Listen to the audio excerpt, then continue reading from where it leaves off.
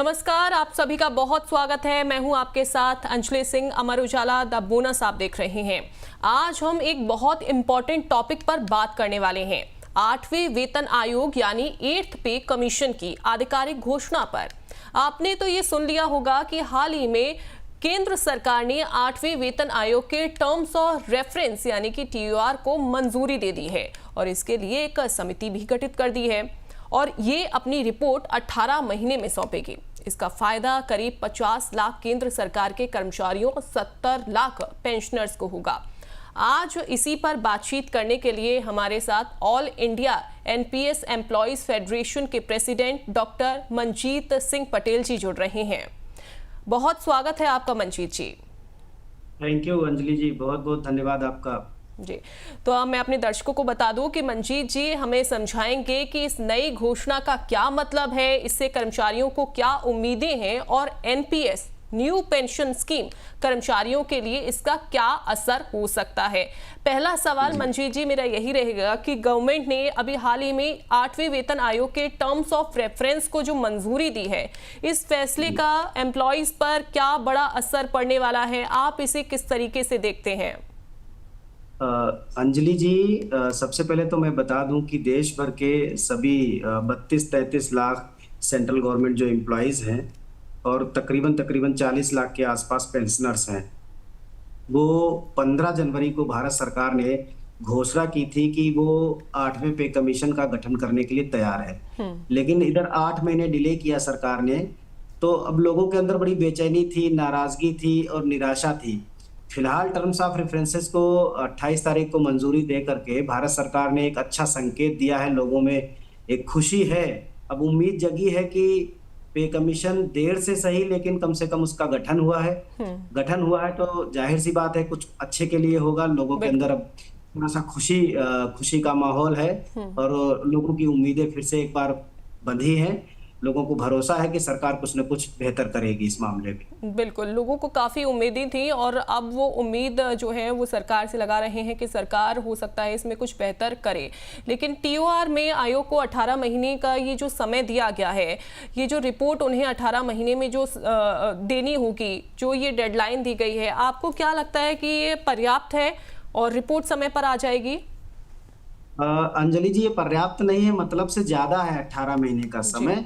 अगर आपको याद हो कि जब 15 जनवरी को इसकी घोषणा की गई थी, माननीय रेल मंत्री श्री अश्विनी वैष्णव जी ने जब एक प्रेस कॉन्फ्रेंस में इसकी जिम्मेदारी मतलब जो है इसके बारे में जानकारी दी थी, तो उस समय के बाद सरकार का एक 200 डेज मिशन न्यूज में काफी चर्चित हुआ था कि सरकार, और हमारी फरवरी में माननीय कार्मिक मंत्री डॉक्टर जितेंद्र सिंह साहब के साथ बैठक भी हुई थी। उसमें उन्होंने खुद भी कहा था कि इस बार सरकार जो है समय से, यानी 1 जनवरी 2026 से जब से वो ड्यू है, उसी समय से कर्मचारियों को मतलब जो है पे कमीशन का लाभ मिल जाएगा। अभी सरकार कह रही है कि 18 महीने वो काम करेगी, जो पे कमीशन बनाया है उन्होंने 18 महीने कम से कम लेगी। तो 18 महीने जब लेगी तो इसका मतलब ये हो गया कि आप 2027 के मिड में पहुंच रहे हैं। 26 तो पूरा गया, 27 के मिड में पहुंच गए। फिर सरकार उन संस्तुतियों को या रिकमेंडेशन को मानती है, कुछ को किनारे करती है, कुछ को रिव्यू के लिए भेजती है।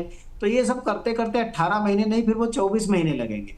तो 2 साल का मतलब ये हो गया कि हम आज से ठीक इसी महीने में बैठे होंगे और वो भी 28 का महीना होगा। 26 और 27 तो पूरा निकल चुका होगा, बिल्कुल, क्योंकि 25 तो गया। तो ये कोई सरकार की कोई अच्छी मंशा नहीं है, ये कहीं ना कहीं सरकार की निगेटिव मंशा की तरफ इंडिकेशन है। अगर आप ये कर रहे हो तो इसका मतलब तो कर्मचारी यही समझेगा कि दिल्ली के चुनाव में आपने जो है पे कमीशन के गठन का ऐलान किया, घोषणा की, और फिर बिहार का चुनाव आ गया तो आपने उसका गठन कर दिया। फिर यूपी का चुनाव आएगा तो आप कुछ रिकमेंडेशन उसकी सबमिट करवाओगे, और फिर जब 2029 का चुनाव लोकसभा का आएगा तो आप कहोगे ये हम फिटमेंट फैक्टर लेकर के आए। तो इससे फिर भरोसा टूटता है कर्मचारियों का, और भरोसा टूटता है तो फिर वही बात निकल करके आती है कि सरकारें देना नहीं चाहती हैं और जानबूझ करके इस मुद्दे पर वोट भी लेना चाहती हैं और लोगों को भटका रही हैं। इसके लिए 200 दिन मैं कहता हूं कि सफिशिएंट है। अब वो जमाना नहीं, 1947 का जमाना नहीं बचा है कि अब जाकर के वहां केरल में जाकर के लोगों के साथ बैठक करनी है। ऑनलाइन का जमाना है, डिजिटल इंडिया है, तेजी का जमाना है। अभी जो काम 2 साल में हो सकते थे उसको 200 दिन में करके खत्म किया जा सकता है। सरकार की मंशा ठीक है तो 200 दिन में पे कमीशन को उसको दिशा निर्देश दिए जाए कि 200 दिन में आप अपनी रिपोर्ट सबमिट करो, तब बिल्कुल। जाकर के कई लोगों को 2026 के अंत में जाकर के पे कमीशन मिल पाएगा। नहीं तो फिर ये पे कमीशन नहीं, फिर ये जो मतलब जो है वही बात हो गई कि मतलब जो है चुनाव आए तो कुछ ऐसा रेवड़ी जैसा बांटने वाला कुछ ऐलान कर दो। बिल्कुल, काफी तो फिर वो चर्चाएं भी इसको लेकर हैं कि अभी चूंकि बिहार का इलेक्शन है तो इस वजह से ये जो फैसला है वो लिया गया है। ऑल्दो लेकिन सरकार ने ये भी कहा है कि ये जो नया वेतन आयोग 1 जनवरी 2026 से लागू किया जाएगा, लेकिन रेट्रोस्पेक्टिव इफेक्ट यानी कि पिछली तारीख से लागू होना, इसका जो कर्मचारी हैं उन पर किस तरीके से असर पड़ेगा, क्या इसका मतलब होता है, इसे अगर हम समझें तो? देखिए 1 जनवरी 2026 से लागू होने का मतलब सीधा सीधा इतना है कि 31 दिसंबर 2025 को जो सैलरीज हैं, जो डियरनेस अलाउंस है, नियम ये है कि डियरनेस अलाउंस को बेसिक सैलरी में मर्ज कर देते हैं और फिर जो ग्रोथ फैक्टर होता है, मतलब जैसे ऐसे समझ लीजिए कि अगर 31 दिसंबर 2025 को किसी कर्मचारी की सैलरी 20,000 रुपए है और डीए है 60%, और फिर उस पर सरकार अगर 20% का ग्रोथ देती है तो फिर वो 1.6 तो पहले से हो गया डीए के मर्ज करने से, 20% का अगर ग्रोथ फैक्टर देती है तो 1.8 बना जा करके। तो ये तरीका होता है कि पूरे बेसिक सैलरी को रिस्ट्रक्चर करने का। तो फिर नए सिरे से कुछ अलाउंसेस तय होते हैं, जैसे ट्रांसपोर्ट अलाउंस क्या होगा, उसके बाद हाउस रेंट क्या होगा, उसका एक नई कैटेगरी बनेगी, या मेडिकल अलाउंस अगर सरकार शुरू कर रही है, कुछ नए भत्ते शुरू कर रही है, कुछ पुराने भत्ते खत्म कर रही है, उन सारी चीजों पर मंथन होता है और उन पे फैसले लिए जाते हैं। तो इस तरीके से एक नया बेसिक स्ट्रक्चर डिजाइन होता है और उससे लोगों को कुछ मदद मिलती है इन्फ्लेशन के अकॉर्डिंग।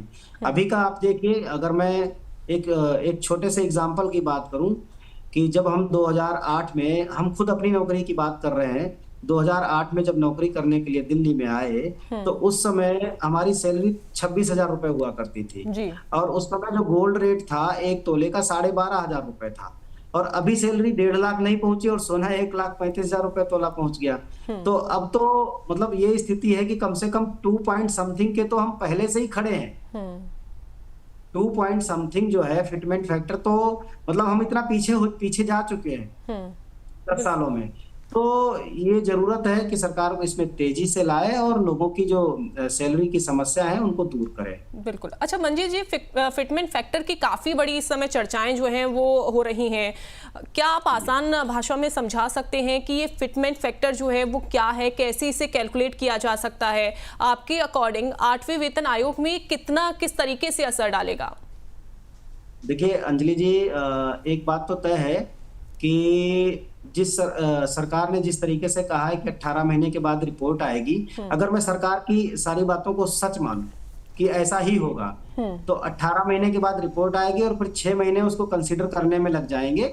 तो इस लिहाज से 2 साल के बाद अगर हम देखते हैं तो 2 साल के बाद तकरीबन हम 74% के आसपास डियरनेस अलाउंस होगा और जो बेसिक सैलरी में 2 इंक्रीमेंट लग चुके होंगे। तो इसका मतलब ये है कि हम अगर आज से कैलकुलेट करें तो 1.74 का फिटमेंट फैक्टर तो ऑलरेडी पहुंच जाएगा, और अगर 2 साल का जो इंक्रीमेंट है इसको जोड़ दें तो 1.8 बन जाता है। फिर उसके बाद हम ये देखें कि जो फैमिली यूनिट्स हैं, अभी तक क्या है कि 3 यूनिट को कंसीडर किया गया था। 3 यूनिट का मतलब कि हस्बैंड हो गया 1 यूनिट वाइफ होगी और 2 बच्चे आधी यूनिट के, तो 3 यूनिट के हिसाब से मतलब जो है कैलोरी कंजम्पशन तैयार किया गया था एक्राइड फार्मूले से, तो उसके बिहाफ पर सैलरी तय की गई थी। अगर हम कंसीडर करें कि 3 यूनिट को बढ़ा करके सरकार 5 यूनिट कर देगी तो 5 यूनिट करने से तो ऐसा होगा कि लगभग 66% सैलरी इंक्रीज करनी पड़ेगी। तो ये तो थोड़ा सा नामुमकिन जैसा लग रहा है। लेकिन अगर 3 यूनिट को बढ़ा करके, क्योंकि अभी क्या है हमारा जो सिनेरियो है इसमें हमारे बूढ़े माँ बाप शामिल नहीं थे, अभी भारत जो है मतलब यंगस्टर्स की तरफ से बढ़ करके हमारे देश में बुजुर्गों की संख्या बढ़ती जा रही है। तो अगर हम 1 यूनिट को और कंसीडर करते हैं तो तकरीबन 20% का इजाफा और होगा। इसका मतलब ये हो गया कि 8 में 0.2 और जोड़ देंगे तो 2.0 का तो मल्टीप्लिकेशन फैक्टर या फिटमेंट फैक्टर मिनिमम पहुंचता है। फिर सरकार क्या है कि कुछ अगर ग्रोथ फैक्टर देती है, मान लीजिए 20% का ग्रोथ फैक्टर दिया, पिछली बार जैसे 24% का ग्रोथ फैक्टर था, हम कह रहे हैं मिनिमम से मिनिमम अगर 20% का भी ग्रोथ फैक्टर देती है तो 2.2 के ऊपर हम कहीं जाएंगे। तो ये एक मेरी जो कैलकुलेशन है अभी वो 2.6 के आसपास है कि एटलीस्ट सरकार को इतना आगे बढ़ना पड़ेगा, तब जाकर के लेवल 1 से लेवल 5 तक के कर्मचारियों को ठीक ठाक वेतन मिल पाएगा। बिल्कुल, लेकिन बहुत सारे लोग तो ये भी उम्मीद कर रहे हैं मंजीत जी कि जो बेसिक सैलरी में 2.57 से बढ़ाकर 3 या उससे ज़्यादा, कई गुना ज़्यादा जो है वो हो सकता है। क्या ये संभव है, पॉसिबिलिटीज़ हैं इसकी, या सिर्फ एक लोगों के बीच में सिर्फ ये चर्चाएं हैं? अंजलि जी, ये पॉसिबल नहीं दिख रहा है। उसकी वजह मैं आपको बता दूं कि पिछली बार क्या था कि 125% तो डीए हो गया था। तो 125% डीए होने का मतलब कि 2.25 का मल्टीप्लिकेशन तो ऑलरेडी इंडोर्स था, इनबिल्ट था, उसको करने की जरूरत नहीं थी। तो अगर 57 में से आप 25 निकालते हो तो फिर 27% ही के आसपास, 32% के आसपास आप देखते हो कि एक्स्ट्रा है। तो 0.32 का जो मल्टीप्लिकेशन फैक्टर आपको एडिशनल दिख रहा है, उसमें भी एक दो इंक्रीमेंट होगा, तो ओवरऑल वहां 24% का भी ग्रोथ फैक्टर था नहीं। तो मुझे ऐसा लगता है कि अभी के जो हालात हैं वो 2.57 वाले तो मतलब जो है ऐसे डायरेक्टली मैं नहीं कहूंगा कि ऐसे वाले हालात दिख रहे हैं, क्योंकि हमारा जो डियरनेस अलाउंस है आज की डेट में 58% है और उस समय 125% था। तो ये दोनों में जमीन आसमान का अंतर है। लेकिन हाँ, 2 साल के बाद हमारा डियरनेस अलाउंस 74% के आसपास पहुंचेगा। और जिस हिसाब से महंगाई की वजह से, इन्फ्लेशन की वजह से हमारी सैलरीज में डिफरेंस आ गया है, अगर उसको फुलफिल करती है तो फिर सरकार 2.57 नहीं, फिर 2.64 तक जाएगा। बिल्कुल। तो ये यहाँ तक पहुंचना चाहिए। तो 2.6 से तो नीचे का कोई मतलब बनता नहीं है। लेकिन अभी सरकारों का तो ये है कि सबसे ज्यादा उनको जब भी कुछ बचत करने की बात आती है तो उनको सरकारी कर्मचारी ही दिखता है। वो जहाँ जितनी कंजूसी दिखानी होती है तो वो सरकारी कर्मचारी के ऊपर ही दिखाते हैं। तो अभी देखते हैं कि मैडम जो रंजना मैडम, न्यायमूर्ति रंजना जी आई हैं, अभी उनको जिम्मेदारी मिली है, बैठ के शुरू हो कर्मचारी संगठनों के साथ में, हम लोग अपनी दलीलें रखें, हम लोग अपने सुझाव रखें और वो किस तरह से इसको लेती हैं। तो ये सब समय के ऊपर है अभी। बिल्कुल। अच्छा मंजीत जी, एनपीएस स्कीम के अंडर एम्प्लॉयज़ के लिए क्या अलग चैलेंजेस हमें देखने को मिलेंगे जब पे कमीशन रिवाइज होता है, और क्या उनका बेनिफिट रेगुलर पेंशन स्कीम वाले स्टाफ जितना होगा? देखिए, बेनिफिट तो दोनों को समान ही होगा, उसमें नया और पुराने का कोई अंतर नहीं है। क्योंकि सैलरी तो नया और पुराने का अंतर तो केवल पेंशन पे आता है। एनपीएस कॉर्पस बेस्ड पेंशन है तो वो कॉर्पस के हिसाब से पेंशन मिलेगी। Old pension scheme service based pension है, जितने साल आपने नौकरी की है उसके हिसाब से पेंशन मिलेगी। तो पे कमीशन का जो इम्पैक्ट होगा वो दोनों कर्मचारियों पर एक जैसा होगा। हाँ, एक बात कही जा सकती है, क्योंकि जब ग्रोथ फैक्टर बढ़ जाएगा, लग जाएगा, तो सैलरीज कुछ हाइक होंगी, तो उस हाइक का इम्पैक्ट उनके डिडक्शन पर पड़ेगा और उसी हाइक का इम्पैक्ट जो है सरकारी कंट्रीब्यूशन पर भी पड़ेगा। तो वो थोड़ा सा मार्केट में निवेश बढ़ेगा, ये जरूर पॉसिबिलिटी है इस बात की। अच्छा, टीओआर में ये भी मेंशन है कि जो आयोग है नॉन कॉन्ट्रीब्यूटरी पेंशन स्कीम के खर्च को भी उसे देखना होगा आयोग को। आपको क्या लगता है कि इसका क्या इम्पैक्ट एनपीएस एम्प्लॉइज पर होना है? नहीं, इसका तो कोई ये एक मतलब जो है परंपरागत लाइन है सरकार की कि जब भी वो पे कमीशन का गठन करती है तो वो इस बात को मेंशन करती है कि फिस्कल लायबिलिटीज हैं, फिस्कल डेफिसिट है, जो इकोनॉमिक लायबिलिटीज हैं, सरकार जो भी पे कमीशन बने तो वो इन चीजों का ध्यान रखे कि भारत की अर्थव्यवस्था कैसी है और कर्मचारियों को उसमें से कितना दिया जा सकता है। तो ये तो एक मेंशन करने वाली बात है। सबसे बड़ी बात है ये है कि भारत की अर्थव्यवस्था चौथी सबसे बड़ी अर्थव्यवस्था है और कर्मचारियों का जो प्रतिशत है वो 0.5 से भी कम है। 140 करोड़ लोगों में से 1 करोड़ भी कर्मचारी नहीं है। तो आप देख लीजिए, 100 पर 1 करोड़ होता तो 1% होता है, तो 150 करोड़ के आसपास पब्लिक है, तो उसमें 1 करोड़ एम्प्लॉय हैं, वो भी सेंट्रल और स्टेट मिला करके। तो ये मतलब जो है मैं कहूँगा कि इस मामले में कुछ ऐसी बात दिखनी नहीं चाहिए। पे कमीशन के ऊपर ऐसा कोई बर्डन आना नहीं चाहिए कि वो ये देखे कि भारत के कर्मचारियों को पेंशन या सैलरी देने के लिए उसके पास पैसा नहीं है। अभी एक जीएसटी की न्यूज आई थी, आपको याद हो तो 2 महीने पहले ही 95,000 करोड़ रुपए के एसेट सरकार को बाद में पता चला कि उसके पास पड़े हैं, उसका क्या करना है। बिल्कुल। तो वो तो हम तो ये कहेंगे कि जो 18 महीने के डीए का एरियर है वही दे दो, वो तो केवल 3,000 करोड़ रुपए है, फिर भी आपका 92,000 करोड़ रुपए बचा रहेगा। और डीए हम लोगों का मर्ज होना था आज से करीब करीब 1 साल पहले, जब 50% डीए हो गया था तो उसको बेसिक में मर्ज कर देना चाहिए था। तो बेसिक में ना मर्ज करने से हम 1 साल से हर महीने 10% सैलरी का लॉस उठा रहे हैं। तो वो एक अलग चैलेंज है। तो हम लोग तो हमेशा अपनी गर्दन कटवाते आए हैं। सरकार को चाहिए कि कर्मचारियों को कभी चुनाव के वक्त कर्मचारी याद आते हैं तो कम से कम उस समय तो मतलब जो है इस तरह से कंजूसी से काम ना करे और ऐसे स्टेटमेंट ना दे कि भारत की अर्थव्यवस्था के ऊपर कोई बहुत बड़ा बोझ पड़ जाएगा। बिल्कुल बिल्कुल सही कहा आपने। लेकिन पिछली बार हमने देखा था सर कि 7वें वेतन आयोग की सिफारिशों को लागू करने में समय लग गया था। इस बार क्या आपको लगता है कि सरकार इसे जल्दी कर सकती है? क्योंकि आप बता रहे हैं कि 2 साल ऑलमोस्ट इसमें लग सकते हैं, ऐसा हो सकता है कि बाद में भी इसे चीज़ों को जो आगे कैरी फॉरवर्ड जो है वो किया जाए। अंजलि जी 10 महीने तो ऑलरेडी डिले है। अगर सरकार जनवरी में ही पे कमीशन का गठन कर देती तो अब तक 10 महीने में पे कमीशन की रिपोर्ट तैयार हो गई होती और हो सकता है नवंबर में वो सबमिट हो जाती, दिसंबर जनवरी में, फरवरी में, मार्च में या नए वित्तीय वर्ष में 2026 से मार्च अप्रैल से वहां से लोगों को बढ़ी हुई सैलरी मिल जाती जी। तो ये कोई बहुत बड़ा काम नहीं था, लेकिन सरकार ने इसको जानबूझ करके डिले किया। हाँ, मैं मानता हूं कि बीच में इंडो पाक जो कोलिजन की जो संभावनाएं हो गई थी, वो जो बीच में वार शुरू हो गया था तो उसकी वजह से 1-1.5 महीने का डिले था, लेकिन उसको फिर भी अप्रैल के बाद जबरिया टाला गया। वो ठीक नहीं है, वो सरकार की मंशा पर सवाल उठाता है और कर्मचारी इसको लेकर के सशंकित हैं अभी भी। जब इस तरह से आप करोगे तो 18 महीने क्या, आप 28 महीने में भी रिपोर्ट नहीं दे पाओगे। आप पहले 18 महीने, इतनी द्रुत गति से इस समय काम करने की जरूरत है। डिजिटल इंडिया है भाई हमारा, बिल्कुल माननीय मोदी डिजिटल इंडिया है, तो इस समय 18 महीने नहीं 200 दिन में 200 days are more than sufficient to work on pay commission anomalies, pay commission issues, pay commission terms of references. तो बड़ा काम नहीं है। बिल्कुल। अब ऐसी कुछ रिपोर्ट्स भी हैं मंजीत जी जिसमें सरकार भविष्य में पे रिवीजन फॉर्मूला ला सकती है, ऐसा कहा जा रहा है, कुछ ऐसी चर्चाएं हैं। क्या इसका मतलब ये है कि अब हर 10 साल बाद आयोग नहीं बनेगा? जब 7वां पे कमीशन 2016 में आया था, ये चर्चा तभी से जारी है।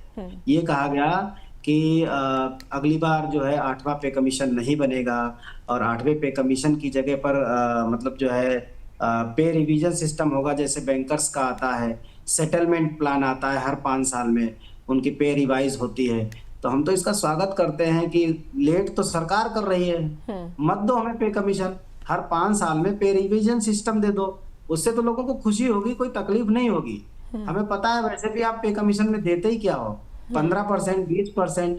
सरकारी कर्मचारी मर मर के काम करता है तो 10 साल के बाद आप 15-20% देते हो, तो उससे पे कमीशन में बहुत ज्यादा कोई फायदा नहीं होता है। पे रिवीजन सिस्टम आ जाएगा, सेटलमेंट सिस्टम आ जाएगा, तो कम से कम हर 5 साल में सेटलमेंट तो हो जाएंगे। बिल्कुल। तो वो तो हम तो उसका स्वागत करते हैं कि सरकार लागू तो करे, लेकिन ये बीच बीच में र्यूमर उड़ते हैं, मार्केट में खबरें आती हैं और फिर वो खबरें बैठ जाती हैं। तो अभी फिर से वो खबरें चल रही हैं इस समय, हम तो यकीन करते नहीं इस बात पर। बिल्कुल। अभी इस समय चर्चाओं का जो बाजार है वो भी काफ़ी ज़्यादा गर्म है मंजीत जी। लेकिन अब अगर इसे देखें कि जैसे केंद्रीय कर्मचारी हैं, यूनिफाइड पेंशन स्कीम यानी कि यूपीएस को लेकर काफ़ी ज़्यादा कंफ्यूजन में है, काफ़ी ज़्यादा असमंजस में है। अब क्या लगता है कि कर्मचारी यूपीएस से दूरी क्यों बना रहे हैं आपके अकॉर्डिंग? क्या ऐसी बात है कि वो दूरी लगातार बनाते जा रहे हैं? उन्हें किस बात का डर सता रहा है? देखिए, यूनिफाइड पेंशन स्कीम 24 अगस्त 2024 को उसकी घोषणा की गई थी और 19 मार्च को उसका बजट आया था। हम डे 1 से कह रहे हैं कि यूनिफाइड पेंशन स्कीम में 2 बातों की तस्दीक किए बिना, 2 बातों के प्रोविजन के बिना यूनिफाइड पेंशन स्कीम को देश का कोई भी कर्मचारी स्वीकार नहीं करेगा। पहली जो समस्या है, उन्होंने कहा कि वॉलंटरी रिटायरमेंट तो आप 20 साल की नौकरी के बाद ले सकते हो, चलो ठीक है, लेकिन कह रहे हो कि आप पेंशन देंगे तब जब आप 60 साल के हो जाओगे। मान लीजिए कोई आदमी 25 साल की उम्र में नौकरी में आया और 45 साल की उम्र तक पहुंचते पहुंचते 20 साल की नौकरी हो गई और किसी वजह से उसे वॉलंटरी रिटायरमेंट लेना पड़ा, तो अब आप कह रहे हो कि उसको पेंशन लेने के लिए 15 साल इंतजार करेगा। तो क्या भैया आपके पास कोई ऐसा इंजेक्शन है कि आप उसे लगा दोगे? वो 15 साल ना खाएगा, ना पिएगा, ना कुछ पहनेगा, ना ओढ़ेगा, ना कहीं घूमेगा, ना फिरेगा, तो कैसे जिंदा रहेगा? जिंदा भी रह लेगा ऐसे ही। तो ये बड़ी अव्यावहारिक बात है। तो जब तक सरकार वॉलंटरी रिटायरमेंट के केस में उसी दिन से पेंशन देने का प्रावधान नहीं करती। दूसरी बात, सरकार कह रही है कि हम आपको 50% पेंशन देंगे अगर आपकी नौकरी 25 साल से ज्यादा की है तो, या 25 साल की, यहां तक भी गनीमत थी। अब सरकार कह रही है लेकिन इसके एवज में जो पैसा आपने हर महीने 30 साल, 32 साल, 25 साल तक हर महीने अपनी सैलरी का 10% कटवाया, वो सब सरकार छीन लेगी। ऐसा तो डलहौजी ने भी नहीं किया था, जितना हमारी आजाद देश की सरकार करने पर उतारू है। हम मतलब 25, 30, 35 साल तक नौकरी करें और जो सैलरी से 10% कटवा रहे हैं उस पर आपने इनकम टैक्स भी लिया उसी पैसे पर, और फिर वो आप हमें दे भी नहीं रहे हो। तो ये तो डबल मार हो गई ना। एक तरफ आपने उसी पैसे पर इनकम टैक्स ले लिया जो पैसा हमको कभी मिला ही नहीं, और जब वो मैच्योर हुआ, एक कॉर्पस बन के इकट्ठा हुआ, तब आपने छीन लिया पेंशन देने के नाम पर। तो जब तक कि सरकार कर्मचारी का अंशदान ब्याज सहित वापस नहीं करती है और वॉलंटरी रिटायरमेंट के दिन से पेंशन देने की शुरुआत नहीं करती है, तब तक यूपीएस में लोग नहीं जाएंगे। जाहिर सी बात है, लोग नहीं जाएंगे, सरकार इस चीज में बदलाव नहीं करेगी तो सरकार को यूपीएस को फेल घोषित करना ही पड़ेगा। बिल्कुल चलेगी नहीं यूपीएस। सरकार से काफ़ी ज़्यादा उम्मीदें भी हैं और कहीं ना कहीं जो कर्मचारी है वो नाखुश भी नज़र आ रहा है। एक आखिरी सवाल मंजीत जी, एक एम्प्लॉय लीडर होने के नाते आपको क्या उम्मीदें हैं गवर्नमेंट से? 8वां वेतन आयोग कब तक ये लागू हो पाएगा? क्या आप कहना चाहेंगे द बोनस के प्लेटफॉर्म के माध्यम से? इस कंजूस सरकार से ज्यादा उम्मीदें ना पालो तो बढ़िया है, ये तो मैं बोलता हूँ। लेकिन फिर भी चूंकि हम एक कर्मचारी संगठन के मुखिया हैं, कर्मचारी के हित में काम करते हैं, हम भारत सरकार से ये न केवल उम्मीद कर रहे हैं बल्कि हमें भरोसा है माननीय नरेंद्र मोदी जी, क्योंकि बड़े मतलब ऐतिहासिक फैसले लेने वाले व्यक्ति हैं।